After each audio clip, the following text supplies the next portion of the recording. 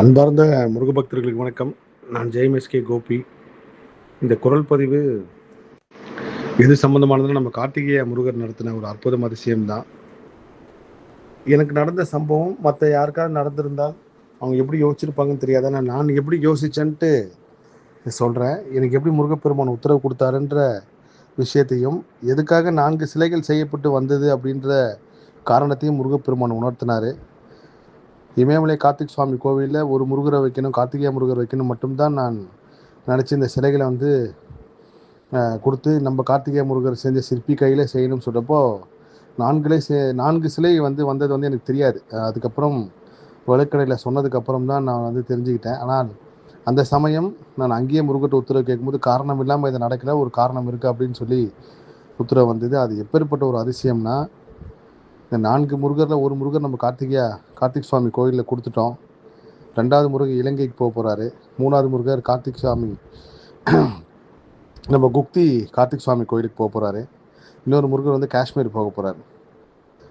இது முருகப்பெருமான் எனக்கு தியானத்தில் கொடுத்த உத்தரவு அப்படின்னு நான் ஒரு விஷயத்த சொன்னாலும், இது எப்படி சாத்தியமாச்சு, முருகர் இதை நடத்துகிறாரான்றதுக்கு ஒரு சம்பவம் சொல்கிறேன் பாருங்கள். இலங்கையில் இந்த கார்த்திகேய முருகர் போக போகிறாரு. அவங்க முருகருக்காக ஒரு கோவில் கட்ட தயாராக இருக்காங்க. அந்த கோவிலில் எல்லாரோட சிலையும் இருக்குது. சிவபெருமான் சிலை இருக்குது, பிள்ளையார் சிலை இருக்குது, சாய்பாபா சிலை இருக்குது. ஆனால் அந்த முருகருக்கு மட்டும் சிலை இல்லை. இந்த முருகர் போய் அங்கே உட்காந்து அவங்க அந்த முருகருக்காக ஒரு கோவிலே கட்ட போகிறாங்கன்றதான் ஒரு பெரிய அதிசயம், அற்புதமே. இலங்கையில் எந்த இடத்துல போகுதுன்ற நான் விரைவில் பதிவு செய்கிறேன். இலங்கை பயணம் கண்டிப்பாக அதை உணர்த்தும். அந்த முருக பக்தி அந்த அம்மா சொல்கிறப்ப நான் மெய் சிலிர்த்து போனேன். நான் எந்தெந்த இடம்லாம் போகணுன்னு எழுதணும் அந்த இடத்துக்குள்ள அவங்க போயிட்டு உத்தரவு கேட்டு சொன்னாங்க. அப்பயும் நான் உங்களுக்கு முருகர் கொடுக்க சொல்லியிருக்காரான்னு நான் உத்தரவு கேட்டு வரங்க பண்ணுறப்போ அவங்களுக்கு ஆமன் வந்தது. அது பெரிய அதிசயம்.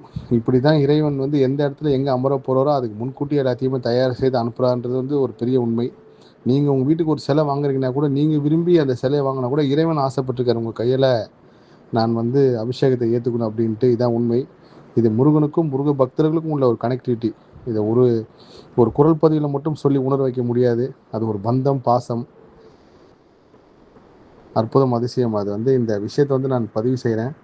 எல்லா புகழும் முருகனுக்கே. நன்றி.